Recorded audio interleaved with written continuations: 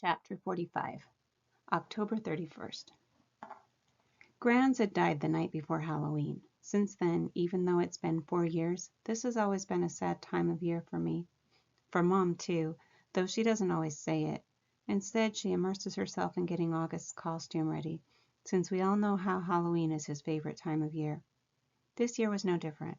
August really wanted to be a Star Wars character called Boba Fett, so Mom looked for a Boba Fett costume in August's size, which strangely enough was out of stock everywhere.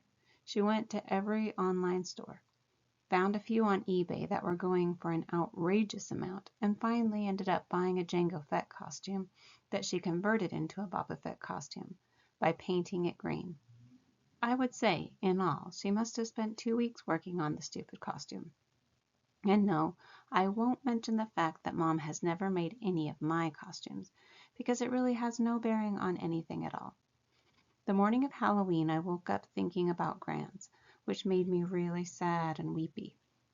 Dad kept telling me to hurry up and get dressed, which just stressed me out even more, and suddenly I started crying.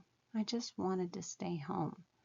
So Dad took August to school that morning, and Mom said I could stay home, and the two of us cried together for a while.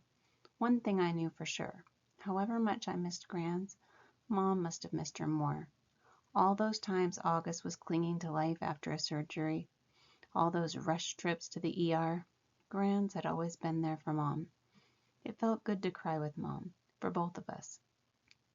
At some point, Mom had the idea of our watching The Ghost and Mrs. Muir together, which was one of our all-time favorite black and white movies. I agreed that that was a great idea. I think I probably would have used this weeping session as an opportunity to tell Mom everything that was going on at school with Miranda and Ella. But just as we were sitting down in front of the DVD player, the phone rang. It was the nurse from August's school calling to tell Mom that August had a stomach ache and should be picked up. So much for the old movies and the mother-daughter bonding. Mom picked August up, and the moment he came home, he went straight to the bathroom and threw up. Then he went to his bed and pulled the covers over his head. Mom took his temperature, brought him some hot tea, and assumed the August's mom role again. Via's mom, who had come out for a little while, was put away. I understood, though. August was in bad shape.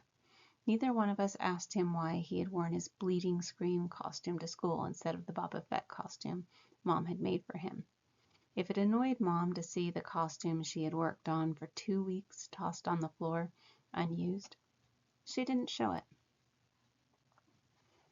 Chapter 46, Trick or Treat. August said he wasn't feeling well enough to go trick-or-treating later in the afternoon, which was sad for him because I know how much he loved to trick-or-treat, especially after it got dark outside. Even though I was well beyond the trick-or-treating stage myself, I usually threw on some mask or other to accompany him up and down the blocks, watching him knocking on people's doors, giddy with excitement. I knew it was the one night a year when he could truly be like every other kid. No one knew he was different under the mask. To August, that must have felt absolutely amazing. At 7 o'clock that night, I knocked on his door. "Hey," I said. "Hey," he said back. He wasn't using his PlayStation or reading a comic book. He was just lying on his bed, looking at the ceiling. Daisy, as always, was next to him on the bed, her head draped over his legs. The bleeding scream costume was crumpled up on the floor next to the Boba Fett costume. "How's your stomach?" I said, sitting next to him on the bed. "I'm still nauseous." "You sure you're not up for the Halloween parade?" "Positive." This surprised me. Usually August was such a trooper about his medical issues. Whether it was skateboarding a few days after a surgery or sipping food through a straw when his mouth was practically bolted shut.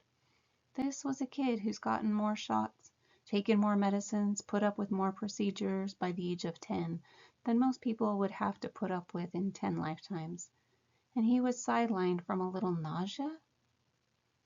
"You want to tell me what's up?" I said, sounding a bit like Mom. "No." "Is it school?" Yes. Teachers? Schoolwork? Friends? He didn't answer. Did someone say something? I asked. People always say something, he answered bitterly. I could tell he was close to crying. Tell me what happened, I said. And he told me what happened. He had overheard some very mean things some boys were saying about him. He didn't care about what the other boys had said. He expected that, but he was hurt that one of the boys was his, quote, best friend, Jack Will. I remembered his mentioning Jack a couple of times over the past few months. I remembered Mom and Dad saying he seemed like a really nice kid, saying they were glad August had already made a friend like that. Sometimes kids are stupid, I said softly, holding his hand. I'm sure he didn't mean it. Then why would he say it? He's been pretending to be my friend all along. Tushman probably bribed him with good grades or something. I bet you he was like, hey, Jack, if you make friends with the freak, you don't have to take any tests this year. You know that's not true, and don't call yourself a freak. Whatever. I wish I'd never gone to school in the first place. But I thought you were liking it. I hate it. He was angry all of a sudden, punching his pillow. I hate it! I hate it! I hate it! He was shrieking at the top of his lungs. I didn't say anything. I didn't know what to say. He was hurt. He was mad. I let him have a few more minutes of his fury. Daisy started licking the tears off his face. Come on, Augie, I said, patting his back gently. Why don't you put on your Jango Fett costume, Anne? It's a Boba Fett costume. Why does everyone mix that up? Boba Fett costume, I said, trying to stay calm.